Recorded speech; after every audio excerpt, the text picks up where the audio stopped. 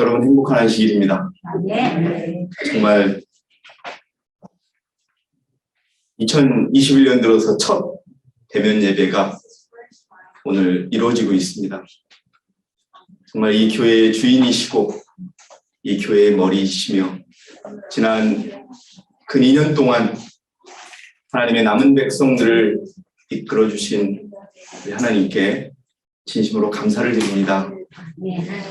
또한 아까도 말씀드렸지만 하나님의 크신 흔들림 속에서도 믿음을 굳게 지키시고 다시 이 자리에 앉아주신 또 이 시간에 참석해 주시는 많은 분들께 하나님의 더 크신 은혜가 함께하기를 기도하겠습니다. 오늘 저는 깨어서 근신하자라는 말씀으로 여러분과 함께 은혜를 나누고자 합니다. 오늘 저는 지난 2년 동안이 우리에게 어떤 시간이었고 앞으로 우리가 어떻게 해야 하는지에 관한 그런 말씀을 드리고자 합니다. 데살로니가전서 5장 5절에서 6절의 말씀은 너희는 다 빛의 아들이요 낮의 아들이라. 예, 우리는 빛의 자녀들입니다. 어둠의 자녀들이 아닙니다. 그리고 낮의 자녀들입니다. 우리가 밤이나 어두움에 속하지 아니하나니 그러므로 우리는 다른 이들과 같이 자지 말고 오직 깨어 근신할지라. 여러분, 이제 우리가 깨어 근신하는 그러한 하나님의 백성이 되기를 바라겠습니다. 자, 여러분, 제가 예전에도 한번 말씀을 드렸죠. 어떤 사람이 시험 준비를 합니다. 그런데 1년 내내 시험 준비를 하다가 시험 기간이 다가왔어요. 그러면 그 시험 기간이 다가오면 시험 준비를 하는 사람은 더 열심히 공부해야 될까요? 아니면 놀아도 될까요? 우리 현진이 한번 답해봐요. 시험 시간이 다가올수록 더 열심히 공부해야 돼요? 아니면 더 놀아야 돼요? 더 열심히 공부해야 되죠. 여러분, 주의 오심이 더 가까워졌습니다. 우리가 더 준비하고 더 깨어 근신해야 합니다. 요즘에 보면은 유튜브나 문자나 카톡을 많이 받습니다. 세상의 끝이 왔다고. 여러분, 정확하게 코로나19가 어떤 의미였는지를 우리가 알고 시작을 해야 됩니다. 코로나19는 고통의 시작입니다. 자, 이제 코로나는 이렇게 잠잠해질 수도 있습니다. 그러나 분명 여러분, 우리는 기억해야 합니다. 이보다 더 엄청나고 무서운 것이 출현합니다. 그것이 이런 전염병일지 어떤 현상일지는 모릅니다. 한번 여러분, 우리 뒤돌아봅시다. 우리가 마지막 날의 사건들을 통하여 하나님의 다시 오심이 가까워질 때 이 땅에 재앙과 사고와 기근과 전염병들이 늘어날 거라는 것을 알고 있었지요. 그런데 어느 누가 2020년 1월 달부터 중국의 우한에서 시작한 그런 감기 바이러스 같은 거 하나가 전 세계를 이렇게 잡아놓을지 누가 알았겠습니까? 정말 의학적으로 따지면 생물도 아닌 눈에 보이지도 않는 존재가 2억 5천만 명을 감염시켜 500만 명을 죽음으로 몰아넣은 결과를 가져왔습니다. 그러나 이것은 여러분, 세상이 끝이라는 그러한 신호가 아니라 고통의 시작임을 분명히 우리 머릿속에, 마음속에 새겨야 합니다.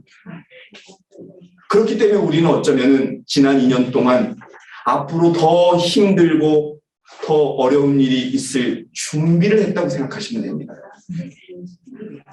우리가 교회에 나오지 않아도 모일 수 있는 것을 찾았고 또 오히려 더 나아가서 한국뿐만 아니라 전 세계 모든 형제들과 함께 예배를 드린 그러한 오히려 전화위복의 그런 상황도 맞이했었지요. 그만큼 여러분, 오늘 교과에서 이스라엘 자손들이 말을 들지 않아서 꺾었지만 남은 자들은 끝까지 살리는 하나님의 섭리를 보셔야 하는 것입니다.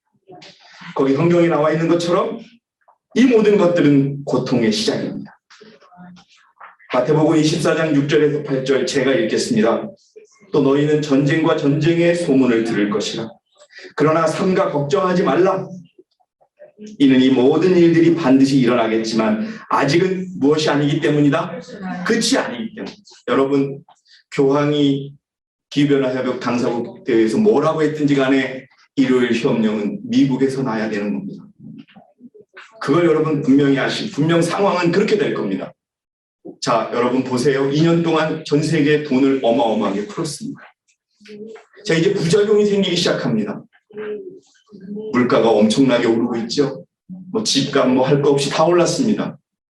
그런데 이제는 미국도 어느 나라도 이제 경기가 떨어질 것을 두려워하고 있어요. 미국이 돈을 막 찍어내요. 한계에 다다른 겁니다. 이제 여러분 점점 우리가 선지자가 기록한 것처럼 경제적인 재앙이 이제 올 겁니다.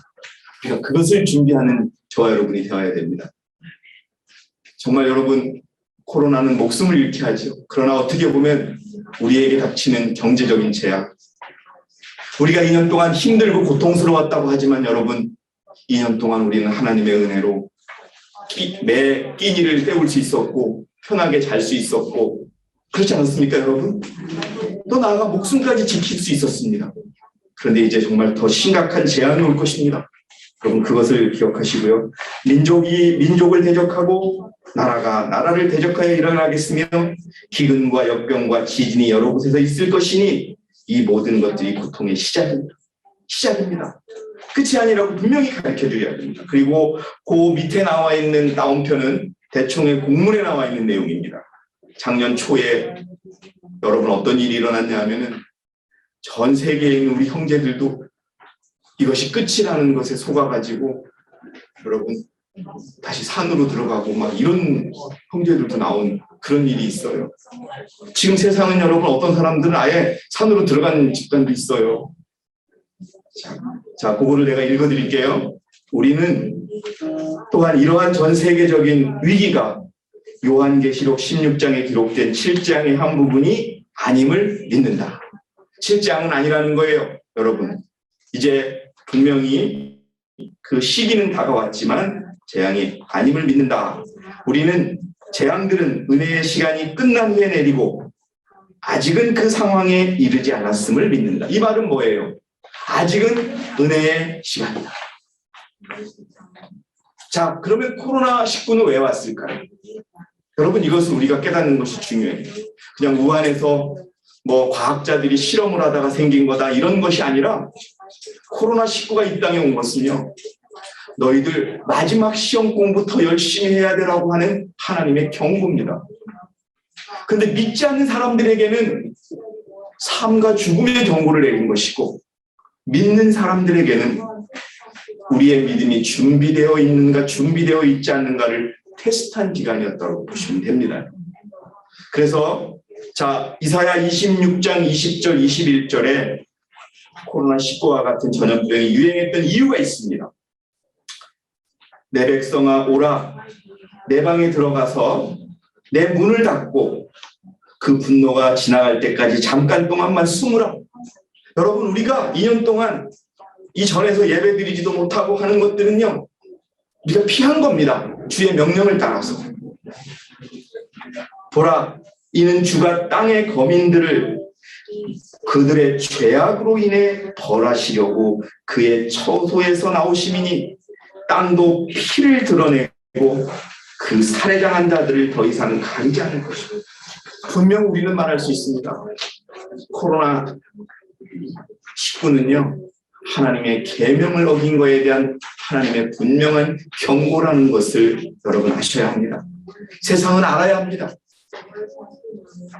자, 예언의 시는 그것을 또 입증하고 있지요.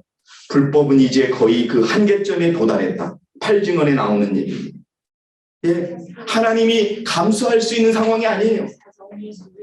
여러분, 정말 요즘에 코로나가 진행되고 2년 만에 점심시간에요, 사람의 살아가는 모습들, 바른 모습들, 윤리, 도덕, 이런 얘기는 한마디도 들을 수가 없어요. 제가 한 번이 그랬어요. 지나가는 소리. 막 요새 우리 직장인들도 뭐 투자에 관심이 있잖아요. 그래서 뭐 EFT가 뭐니 뭐 저는 잘 이해도 못하는데 뭐 비트코인이 얼마로 올라갈 거니 투자를 어떻게 해야 되니 그러길래 제가 여러분 돈은 너무 그렇게 뭐 펀드나 이런 것에 투자하지 말고 우리가 생각하는 저축해서 그것을 늘리는 방법이 최고다. 그랬더니 저보고 너는 정신을 바꿔야 된다고. 세상이 바뀌었기 때문에 너같이 생각하면 돈 못 번다고. 여러분 분명히 선지자는 이 땅의 금융 시스템이 마비되어서 돈을 수백억 은행에 넣어도 찾지 못할 때가 올 거라고 여러분 얘기하고 있습니다. 세상이 그렇습니다. 젊은 친구들이 어떻게 투자했는지 수억을 벌었다는 얘기만 들려요. 그런데 또 한편으로는 잘못 투자해가지고 다 잃은 사람도 있는 거예요. 그런데 여러분 사람들의 관심이 오직 뭐에만 있느냐? 돈에만 있고 자기 뜻대로만 살고 싶고. 제자들이 그리스도께 물었어요. 주여, 주가 다시 오실 때 어떤 일이 일어나겠습니까? 세상을 사랑하고 돈을 사랑하고 자기를 사랑하고 그 현상이 지금 일어나고 있는 거예요. 그러면서 어떤 일이 일어났는지를 몰라요. 여러분 사람을 죽이고 살리는 거는 너무나 쉬운 일이 돼버려요. 우리가 가지고 있었던, 우리 한국 사람들이 가지고 있었던 따뜻한 인정, 그것조차도 지금 사라지고 있는 거예요. 그러니까 정말 하나님의 인내하심이 한계에 도달한 겁니다. 이 세상에는 혼란이 가득하며 무서운 공포가 곧 이 세상을 엄습하게 될 것이다. 여러분 처음에 우리가 코로나 나왔을 때 이렇게, 그러나 여러분 정말로 안타까운 건 목숨을 잃은 사람도 있지만 그때 마침 돈 빌려가지고 사업 시작했던 사람들은 다 거지가 돼버린 거예요. 한국뿐만이 아니에요. 자영업자들, 자기 장사하는 분들, 꽤 돈 벌던 분들도 정말 손님이 10분의 1, 20분의 1까지 죽은 거예요. 그 사람이 굉장히 큰 타격을 입힌 것이죠.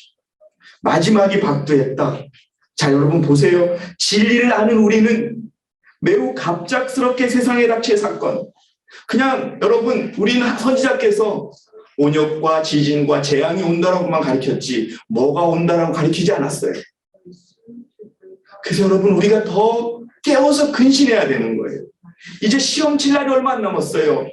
그러면 모범답안을 외워야 돼요. 모범답안이 뭐예요? 예수님의 믿음과 계명을 지키며 사는 거예요. 여러분 어려운 게 아니에요. 자, 그 다음에 제가 여러분에게 소개해드린 파이프인의 원고인데요. 언제 적었는지는 명확하게 나오지 않는데요.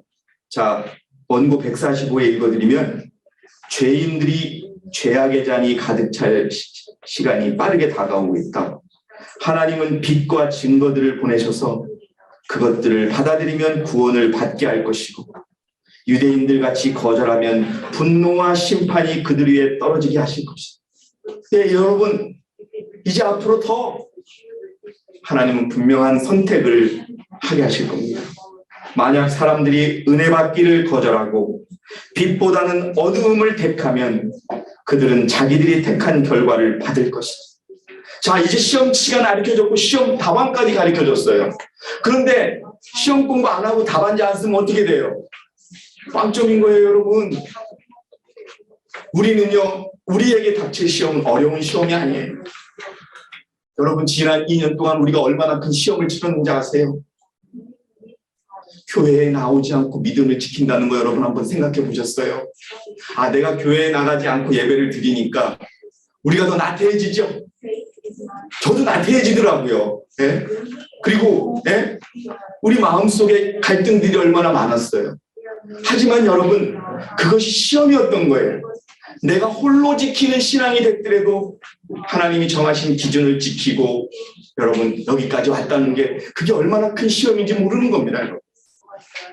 그런데 하나님은 세상에 분명히 그렇게 보내셨어요. 자, 여기 나와 있는 것처럼 사람들이 은혜 받기를 거절하고 빛보다는 어두움을 택하면 그들은 자기들이 택한 결과를 받을 것이다. 주 하나님은 곧 진노 중에 일어나셔서 노아 시대 사람들의 죄를 되풀이하고 있는 사람들 위해 당신의 심판을 부으실 것입니다. 노아의 시대 때 어떤 일이 일어났습니까, 여러분? 노아와 그의 가족들은 100여 년에 걸쳐서 방주를 짓고 있는데 그 옆에는 뭐가 일어났어요? 먹고 마시고 놀고 취하고 돈 벌고 시집가고 장가가고, 설교도 말씀드렸죠. 집 짓고 똑같아요. 어디서는 그래요. 노아 때보다 더하면 더했지 지금이 못하지 않다. 자, 여러분, 그렇기 때문에 코로나19는 하나님의 경고였어요. 하나님이 허락하신 겁니다. 그래서 여러분 그거를 아시고요. 그 다음 페이지에 보시면 이거는 하나님의 백성들에게는 흔들림이었습니다. 여러분 아까도 말씀드렸지만 전 세계에 우리 교회에는 변화가 많이 일어났어요. 한국 교회에는 다행히 큰 변화가 없었지만 돌아가신 분도 계시고 떠나신 분도 있고 물론 새로 들어오신 분도 많고, 지난 2년 동안 우리는 시험을 거쳤고 여러분들은 말씀하시지 않으시겠지만 우리는 좀 더 준비되어 있는 상태가 된 겁니다. 우리가 홀로 신앙을 하고 교회에 가지 않아도 일주일 어떻게 사는 방법을 배웠고, 수요일마다 시간이 되시는 분들은 꼭 수요예배에 참여해서 하나님의 말씀을 들었고, 그것 때문에 다시 한번 허리띠를 맬 수 있었고, 또 안식일이 되면 처음에는 카카오톡으로 시작했지만 나중에는 유튜브로 우리가 방송에 참여할 수 있을 만큼 그렇게 우리는 준비가 되었던 겁니다. 이제 물론 앞으로 인터넷도 끊어지고 전기도 끊어지는 때가 올 겁니다. 그때 여러분 우리가 어떻게 할까요? 바로 우리가 경험했던 지금 이 시간의 경험을 회상하면서 기도하며 준비하는 것입니다. 자, 우리가 다 알고 있지만 교회 증언 1권 99페이지를 읽겠습니다. 하나님께서는 당신의 백성들을 체질하고 계십니다. 왜요? 여러분 왜요? 준비되느냐 안 되느냐를 보시는 거예요. 맞습니다. 골라내는 거예요. 그분께서는 교회를 정결하고 거룩하게 하실 것입니다. 우리는 사람의 마음을 읽을 수 없습니다. 여기 제가 업자가 빠졌습니다. 우리 모두는 하나님께서 교회를 구원하기 위하여 길을 열어주신 데 대하여 그분께 감사해야 됩니다. 선지자는요, 이런 하나님의 흔들림이 있는 거에 대해서 감사하라는 거예요. 그러니까 여러분 더 절실하게 우리 자신을 돌아봐야 되는 겁니다.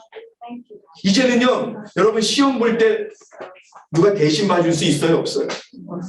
없어요. 이 시험은요, 대신 봐줄 수가 없는 시험이에요. 답안지는 알려줬는데 답은 어떻게 쓰라고 알려줬는데 다른 사람이 대신 칠 수가 없는 시험이에요. 여러분 그거 분명 기억하셔야 돼요. 그리고 우리가 지난 2년 동안의 그 고통은 하나님의 흔들림이었어요. 여러분 솔직하게 제가 아까 인정했지만 제 믿음이 후퇴했어요. 조금은. 제가 느껴요. 왜냐하면 더 일찍 어떤 측면에서는 더 어려운 점도 있었지만은 교회에 오려면 더 일찍 일어나야 되죠. 뭐 조금씩 더 자게 되고 뭐 그런 것들. 그런 거예요. 우리 범서도 그래요. 내일 교회를 어떻게 가지? 이런 생각들이 드는 거예요. 우리가 늘 오던 교회가 아마 여러분들 그러실걸요. 지난주만 해도 우리가 집에서 그냥 예배 시작하기 전에 딱 준비해도 되잖아요. 근데 오늘은 더 일찍 일어나야 됐고 또 와야 됐고 여러분 그러나 그 과정에서 우리는 더 준비를 하게 됐던 거죠.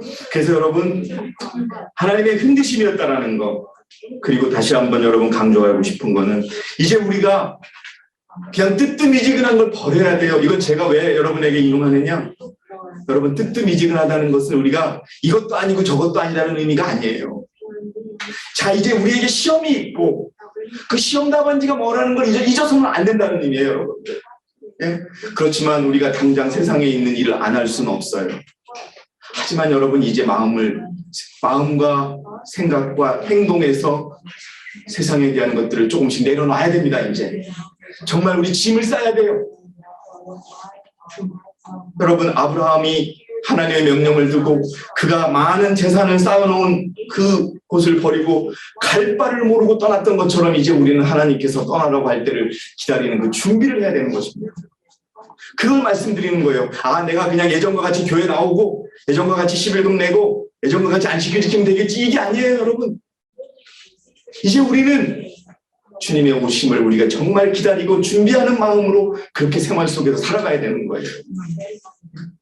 정말 이제는 거대하게 일을 시작한다든지 이것보다는 정말 우리가 우리의 몸을 살피고 그런 준비하는 그런 시간이라고 하는 것들을 꼭 기억해 주시기 바랍니다. 그런 의미에서 제가 읽도록 하겠습니다.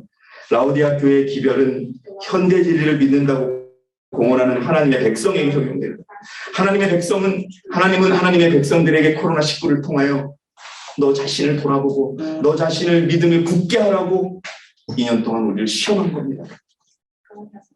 대다수의 이름은 가지고 있으나 열심히 없는 뜨뜻미지근한 공헌자들이다. 뜨뜻미지근하다는 말은 이런 부류의 사람들에게 적용된다. 정말 우리가 다시 모이자고 하니까 우리 집사님을 비롯해서 우리 자매님들이 음식을 어떻게 할까, 뭐를 할까, 또 어떤 분은 그래도 정말 먼저 2, 3일 전에 여기 오셔서 청소도 해놓으시고 바로 우리가 그렇게 우리 교회가 하는 일들에 대해서 더 관심을 갖고 내가 더 나아가서 그렇게 돕는 그것들이 우리가 더 준비하는 길이라고 하는 것을 여러분 기억하셔야 되는 겁니다. 그냥 누군가는 하겠지 그게 아니라 내가 안 하면 누가 하겠는가라는 마음으로 그렇게 해야 되는 것이죠. 마찬가지입니다. 이 진리도 내가 누가 보든 누가 보지 않든 하나님께서 지키라고 하는 안식일 또 지키라고 하는 양심, 계명 지키며 우리가 살아가야 되는 겁니다. 보든 보이지 않든 이제 그때가 정말 온 것입니다. 그들은 전적으로 포기하고 불신자가 되는 모험을 하지는 않으나 그렇다고 기꺼이 자아에 대하여 죽고 그들의 믿음의 원칙을 철저히 따르고자 하지도 않는다. 이거 여러분 벗어나야 돼요. 우리 제가 여러분 저를 한번 봐주세요. 이제는 분명 말씀드리지만 시험도 여러분들에게 보통 시험이 오지 않을 거예요. 내가 버티느냐 버티지 않느냐의 시험이 올 것입니다. 여러분 제 말씀을 꼭 기억을 해주세요. 이것도 저것도 아니면 떨어져 나갈 수밖에 없는 시험이 올 것입니다. 여러분 제가 분명하게 말씀드립니다. 이제는 왜 그럴까요? 우리가 살아남았기 때문에. 사단은 더 세게 공격할 겁니다. 더 힘들게 공격할 겁니다. 아프게 만들 것이고 경제적으로 더 어렵게 만들 수 있고 가족들과 더 부딪히게 만들 것이고 우리의 마음을 더 쉽게 만들 겁니다. 그래서 여러분 분명하세요. 난 차든지 덥든지 할 거다. 뜨거운 마음으로. 세상이 얼마나 지금 타락하고 있습니다. 그런데 여전히 나는 충분히 준비가 되어 있어라고 생각하면서 자신이 변화되지 않고 그렇게 계속 살아간다면은 영원히 그 자리에 머물 뿐입니다. 자, 그 다음에 보시면 이제 앞으로도 숨은 원수들의 공격이 더 강화될 것입니다. 하나님께서 우리를 계속 흔드실 거예요. 어떤 숨은 원수들이 있냐면요. 여러분 무관심, 미루는 거, 그 다음에 다성해졌는 거, 세상에 대한 관심 이런 것들이에요. 그 원수들이 어떻게 우리를 공격하는지 성경 구절 저는 이 성경 구절을 되게 좋아하는데요. 예레미야 5장 26절에 보니까 이런 말씀이 있습니다. 예레미야 5장 26절에 내 백성 가운데 악인들이 발견되었으니 그들은 마치 올무를 놓는 사람들처럼 숨어 기다리며 그들은 덫을 놓아 사람들을 잡는다. 이 덫이 뭐냐 하면요. 여러분 우리가 해야 될 일을 조금 미루는 거, 불순종하는 거, 그 다음에 이 영적 일과 말씀에 무관심한 거 이런 것들을 여러분 올무를 놓는 거예요. 2년 동안 발이 붓는 것도 모르면서 나는 건강해 하다가 쓰러지는 사람하고 똑같은 거예요. 여러분. 무슨 말씀인지 아시겠죠? 예? 숨어서 속게 만드는 거예요. 여러분 근데 여러분 그거는 남은 잘 몰라요. 자기 자신이 깨달아야 되는 겁니다. 그 다음에 예레미야 9장 8절에 그들의 혀는 쏘아놓은 화살 같아 거짓을 말하니 입으로는 자기 이웃에게 평화롭게 말하나 마음속으로는 숨어 기다리는도다. 뭐를 기다려요? 잡아먹을 순간을 기다리는 겁니다. 너 한 발짝 더 세상에 와. 한 발짝만 더 와. 조금만 더 와. 네 자녀들의 문제가 있으니까 조금만 더 타협해. 조금만 더 와. 왔구나 하고서 그냥 확 잡아버리는 겁니다. 여러분. 그러나 분명히 아셔야 돼요. 우리 어린이들도 알아야 돼요. 2000년 전에 이 땅에 예수께서 오셨을 때 4000년간 그들은 예수님이 어떻게 오시는지 배웠어요. 근데 그 순간에 그들이 예수님이 어떻게 오는지를 잊어버렸어요. 그러나 몇몇 사람들은 예수께서 고난의 주로 오신다는 것을 알고 있었던 겁니다. 그 사람들은 누구였어요? 목동이었고 이방인들, 이런 사람들이었어요. 순간적으로 2000년 전에 그 이스라엘 땅에서 4000년간 메시아를 기다려온 사람들은 예수 그리스도가 어떻게 오는지 잊어버린 거예요, 여러분.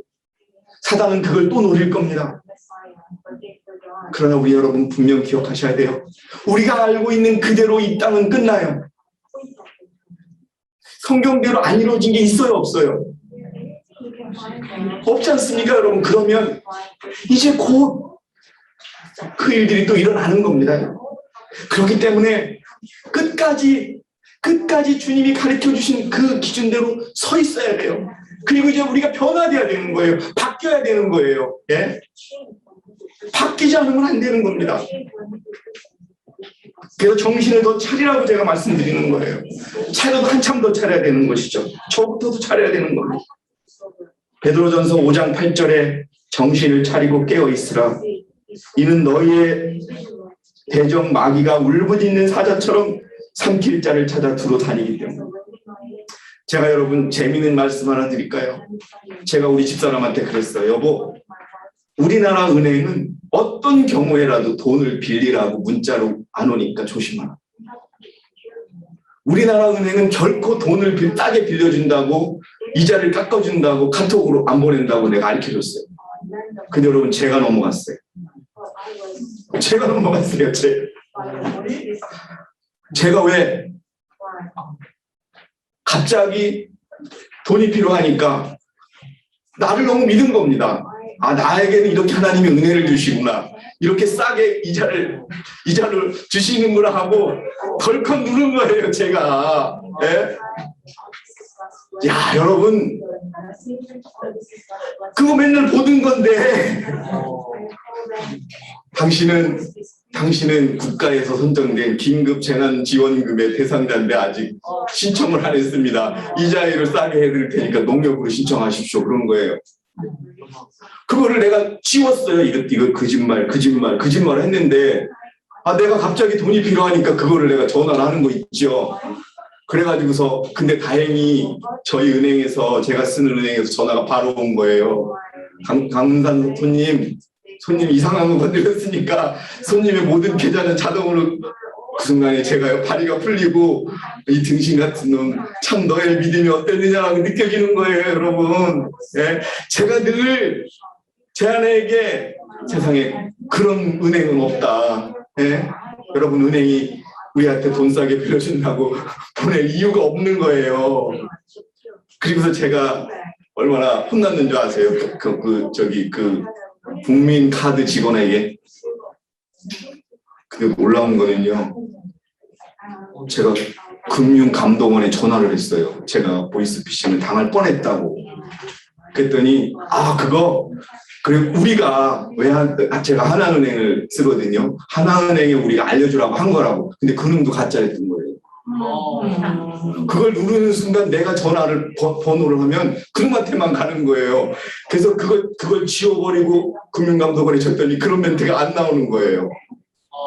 그러면서 저보고 상담해주는 사람마다, 아이 아저씨 멀쩡하게 생긴 것 같은데 왜 그런 일을 당해요? 참 순진하기도 하네요. 그러면서 여러분 순식간에 당해버리는 거예요. 그래서 제가 쓰는 카드 다 바꾸고 심지어는 주민등록까지 다 바꿨어요.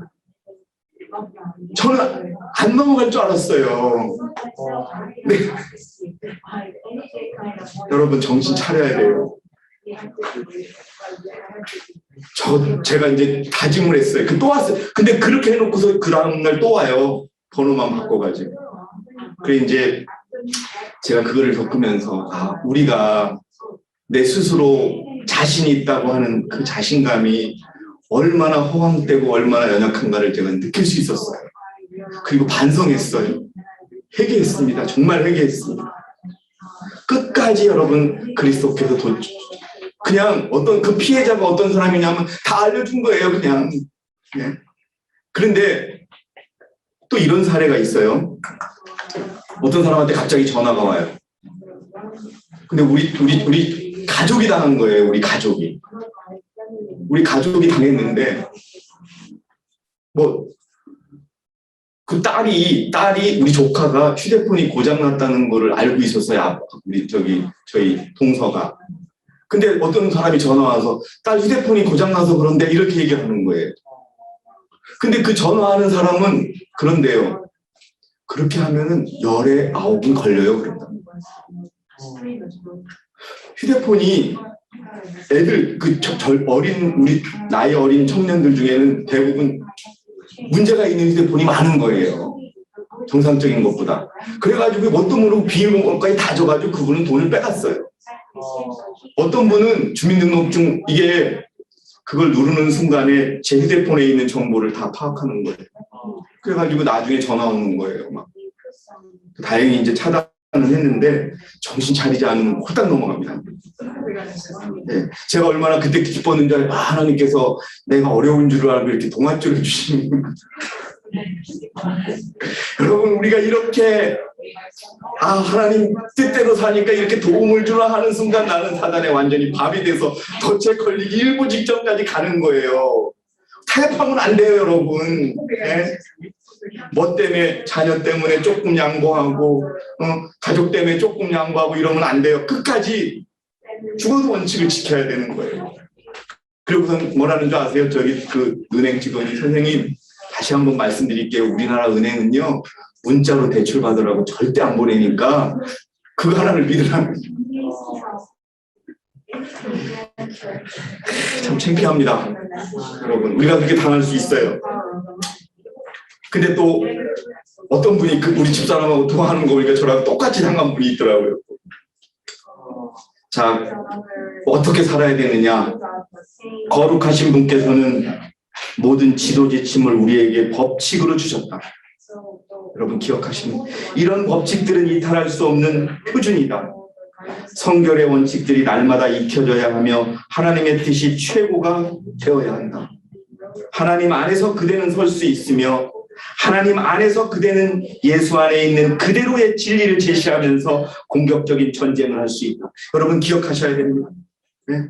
우리 어린이들도 마찬가지예요. 나는 침례도 안 받는데 장로님 오늘 왜 우리들한테 이렇게 얘기하시지 말고. 여러분도 침례는 안 받았지만 여러분도 교인이에요.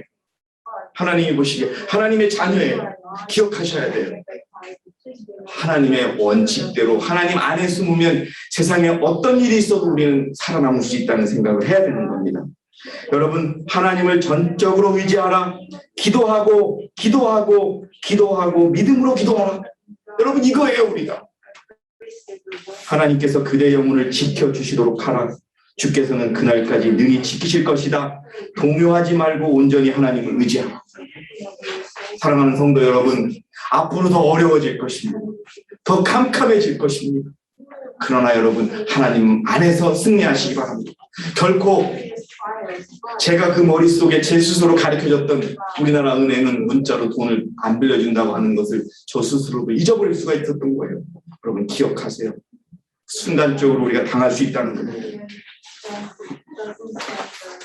다음 페이지 보시면 에베소서 4장 14절에 그리하여 우리가 이제부터는 더 이상 어린아이가 아니요 사람들의 속임수와 교활한 술책으로 그들이 속이려고 숨어서 기다리는 온갖 교리의 풍조에 밀려 이리저리 다니지 아니하고 교리도 속을 필요가 없습니다. 여러분 이제 이미 1844년 1888년에 하나님의 진리는 공개되었고 그 이상의 이하도 진리도 없는 거예요. 사람만 변했지 진리는 변하지 않았습니다. 자, 그 다음에 치료봉사 455페이지예요. 여러분 정말 이건 기억해 주시기 바랍니다. 사람에게 있는 큰 위험은 자기에게 기만당하고 자기 만족에 도취되어 능력의 근원 되시는 하나님께로부터 떠나는 것입니다. 우리가 얼마나 이게 위험한지 몰라요. 그러니까 매 순간 기도하면서 하나님 이것이 하나님의 방법입니까? 아닙니까? 예수님이라면 어떻게 했을까요? 라고 여러분 물어보고 돌다리를 두드리며 건너듯이 그렇게 생활하는 저와 여러분이 되시기 바랍니다. 이 땅이 예수님께서 오실 때 우리 저 눈앞에 보이는 103층짜리 빌딩도 무너질 것이고 사람들이 그렇게 즐겨 찾던 모든 세상적인 것들은 무너질 겁니다. 그러나 우리는 하나님의 보호 아래 산 기슭에서 그리스도가 오심을 여러분 분명히 발견할 수 있을 것입니다. 그러기 위해서는 자기에게 기만당하지 말고 자기 만족에 도취되지 마시기 바랍니다. 여러분 대속죄일 이스라엘 백성들의 얼굴이 어땠어요? 좋아가지고 춤추고 노래했으니까 어땠지요? 내 죄가 도말되나 안 되나 그것 때문에 가슴 졸이고 얼굴이 허해가지고서 그게 야곱의 환난을 경험하는 하나님의 백성들의 얼굴인 것입니다. 다 회개했어요. 모든 걸 다 회개했어요. 그러나 하늘 지성소에 계시는 그리스도께서 죄의 도말을 할 때까지 우리는 가슴 졸이며 그분을 믿는 믿음으로 견뎌야 됩니다. 우리의 육신적 성향은 하나님의 성령으로 교정되지 않으면 그 속에 도덕적 죽음의 씨앗을 간직하게 됩니다. 솔직히 말해서 제가 우리 범준이에 대한 세상적 기대도 많이 접고 있습니다. 공부를 열심히 하라고 하지만 정말 가르치고 싶은 게 신앙이고 가르치고 싶은 게 믿음인 거예요. 왜요? 좋은 대학 갔는데 그때 예수님이 오셔가지고서 우리 범준이 잃어버리면 어떡하겠습니까? 그거 아무런 의미가 없는 거거든요.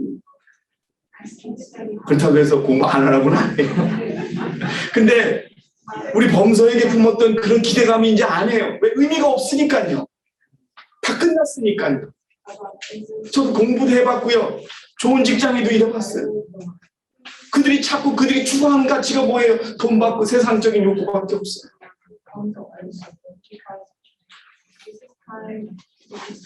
그 속에 도덕적 죽음의 씨앗을 간직하게 된다. 우리가 하나님과 생명적인 관계를 맺지 않으면 우리는 방종과 자기 본의의 마음과 이게 뭐예요? 우리가 그리스도를 믿는다고 하면서 자기 마음대로 살고 자기 뜻대로 살고 또 마음과 죄의 유혹 등 부정한 세력들을 저항할 수 없다는 것. 여러분 이거는 꼭 별표해 두시고 기억해 주세요. 자기에게 속지 마세요. 자, 이제 정말로 준비가 필요합니다. 폭풍우가 다가오고 있다. 그러므로 우리는 하나님께 회개하고 우리 주 그리스도를 믿음으로 말미암아. 그런데 여러분 준비하라고 하는데 회개하라는 말이 들어가요. 여러분 회개하시기 바랍니다. 주께서 일어나시어 무섭게 지구를 흔들 것이다. 마지막에 이르렀고 은혜의 기간이 끝나려 하고 있다. 우리는 찾을 만할 때 하나님을 찾고 가까이 계실 때 그분께 부르짖자. 이 상황이 오래가지 않습니다. 예. 여러분 미국에서 어떻게 제가 생각하는 건 그래요. 미국의 경기까지 어려워집니다. 그럼 한국도 어려워지겠지요. 여러분 강남 한복판에 25평 아파트가 40억이라는 말이 여러분 이게 정상입니까? 그거 가격 떨어지기 시작하고 자산가치 떨어지면 뭐라고 하겠어요? 이제 우리가 주 5일제를 하다 보니까 이렇게 됐으니까 일을 더 해야 된다고. 그래서 꼭 토요일은 일하고 일요일은 쉬라는 이런 식으로 접근할 거예요. 교황이 하는 얘기가 그겁니다.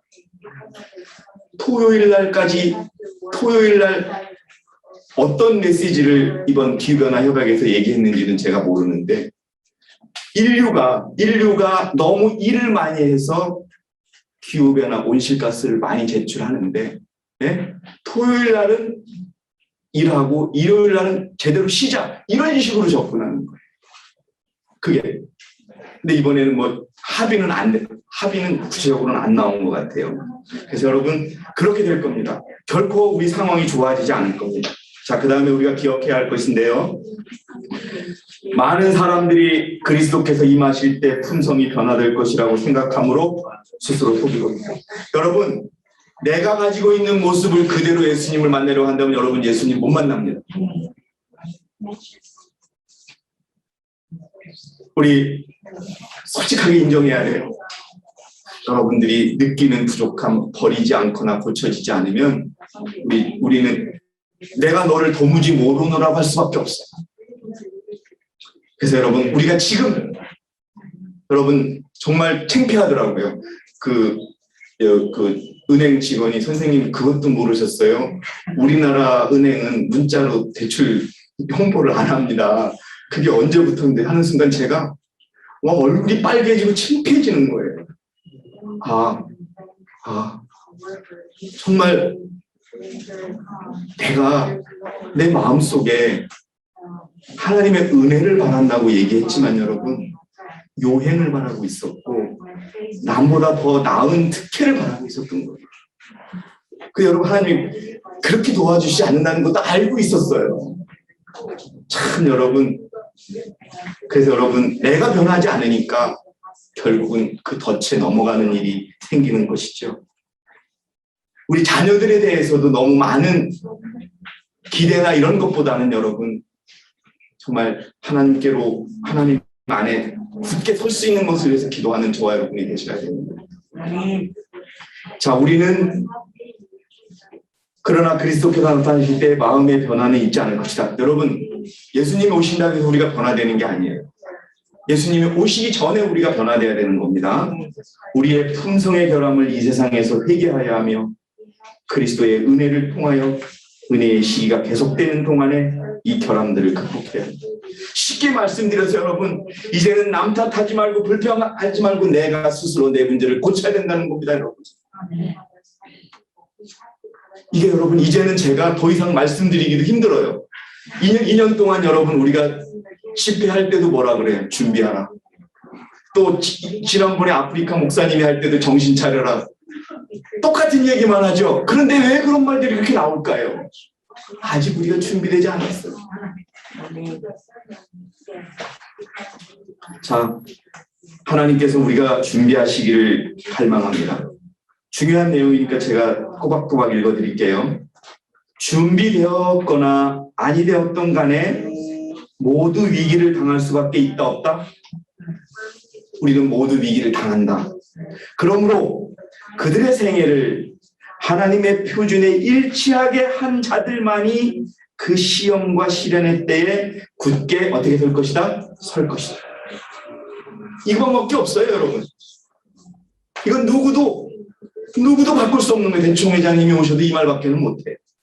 예수님이 이 땅에 다시 오셔도 하실 수 있는 말씀이 이 말밖에 없는 거예요. 특별한 게 없는 거예요. 하나님의 표준에 일치하게 사는 자들만이 시험과 시련에 굳게 설 것이다. 여러분 정말이지 우리의 마음과 우리의 생각을 하나님께부터 멀게 하는 게 있다면 끊으십시오. 어떤 내가 집에서 하는 일이 또 어떤 일들이 그렇다면 여러분 끊어야 됩니다.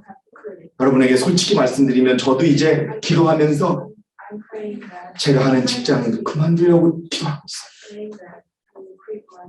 사실 직장에서 하는 일은 더 많아졌어요. 근데 가끔 그런 생각이 들어요. 내가 이 일을 하나님을 위해서 해야지 내가 지금 무엇을 하고 있나 이런 생각이 듭니다. 마찬가지입니다, 여러분. 양심의 문제를 강제하기 위하여 세상 통치자들이 종교계의 목사들과 연합할 때 이게 뭡니까, 여러분?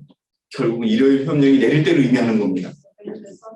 누가 하나님을 두려워하고 섬기는지 나타나게 될 것이다. 여러분 한번 저를 봐주세요. 일요일 협령이 내리면 여러분 일요일에 토요일 날 예배드리지 말라는 칙령이 내렸는데 여기 여러분 당당히 올 수 있으세요? 올 수 있으시겠어요? 쉽지 않은 일입니다. 당연하지요.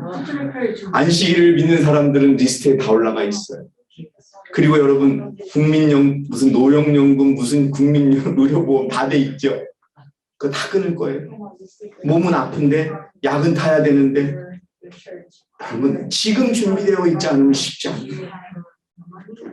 사소한 거에 신경 쓰지 말고 진짜 중요한 것을 준비하는 저와 여러분이 되셔야 되는 거예요. 누가 나를 조금 기분 나쁘게 한다고 그것 때문에 여러분 하지 말고요. 뭐 어때요, 여러분? 조금 나에 대한 오해가 있거나 나를 하면 어때요? 그거 여러분 중요한 거 아니에요. 진짜 중요한 거는 내가 주님을 만나느냐 만나지 않느냐가 중요한 거 아니겠습니까? 여러분 그걸 생각하셔야 돼요. 흑암이 가장 깊을 때 경건한 품성에 비친 가장 밝게 빛날 것이다. 모든 다른 기대가 무너질 때 누가 여호와를 영원히 의지하는지 알게 될 것입니다. 지금은 여러분 우리가 집도 있고 그다음에 집에 가면 먹을 것도 있지요. 우리가 여러분 쫓겨나서 산에 있을 때 우리한테 그럴 거예요. 자, 여러분들 중에 토요일 날 예배를 드린다는 걸 포기하는 분들은 앞으로 집과 음식과 다 대접하겠습니다. 여러분 그때도 끝까지 견딜 수 있어야 되는 겁니다. 제가 말씀드리는 일들이 그대로 일어날 것입니다. 모든 기대가 무너질 때 누가 여호와를 영원히 의지하는지 알게 될 것입니다. 모든 기대가 무너졌을 때 여호와를 영원히 의지하는 자들이 저와 여러분이 되시기를 바라겠습니다. 그리고 진리의 원수들이 사면에 있어 주의 종들을 해하고자 기다리고 있을 때 하나님께서는 그들을 영원히 돌보실 것이다. 하나님께서는 그들에게 곤비한 땅에 있을 때 큰 바위 그늘이 되실 것이다. 자, 이제 마무리하겠습니다. 더 깨어서 근신하십시오. 세상의 것들은 더 줄이십시오. 우리의 마음과 생각과 기대를 하늘로도 맞추시고 주님의 말씀에 맞추시고 우리가 어떻게 해야 주님을 만날 수 있는지를 더 아이들에게 많이 이야기해 주시고 더 많이 생각하고 행동하는 그런 우리가 될 때 우리가 결코 이 무리에서 떨어지는 일이 없을 것입니다. 자, 교회 증언 2권 354페이지에 그분은 우리의 죄를 정결케 하시고 우리 품성의 결점들을 제하시며 우리의 성질과 약점, 성격의 약점을 치료하러 오시지 않는다. 이건 우리가 해야 되는 거예요, 여러분. 우리의 믿음으로 이것을 이루어야 되는 겁니다. 우리가 이룰 때 우리에게 인이 지키는 거고 우리가 하늘에 갈 수 있는 자격이 얻어집니다. 이 일이 우리에게 이루어져야 한다면 그 전에 이루어져야 할 것이다. 주님이 오시면 거룩한 자는 그대로 거룩할 것이다. 그들의 몸과 정신을 성결과 성화와 존귀로 보존한 자들은 그때 불면의 마무리 손질을 받게 될 것이다. 그러나 불의하고 성화되지 못하고 더러운 자들은 그대로 남을 것이다. 네, 자 여러분 오늘 좀 길었는데요. 제가 오랜만에 이렇게 예배를 드리다 보니까 말씀을 많이 했습니다. 자, 코로나는 하나님이 허락하신 세상에 대한 경고였고 하나님의 백성에 대한 큰 흔들림이었습니다. 그러나 이제 앞으로 더 큰 어려움이 올 것입니다. 끝까지 여러분 주님의 말씀대로 원칙을 지키며 이 교회의 교인으로 충실한 교인으로 끝까지 남아 있으셔서 정말 이 교회가 하나님의 교회였음을 예수님이 오시기 전에 우리는 보게 될 것입니다. 그걸 기억하시면서 우리의 믿음을 돌아보고 다시 한번 우리의 결함이 있으면 하나님께 내어놓고 깨어서 근신하는 저와 여러분이 되기를 바라면서 오늘 제가 준비한 모든 말씀을 마치겠습니다. 여러분 감사합니다.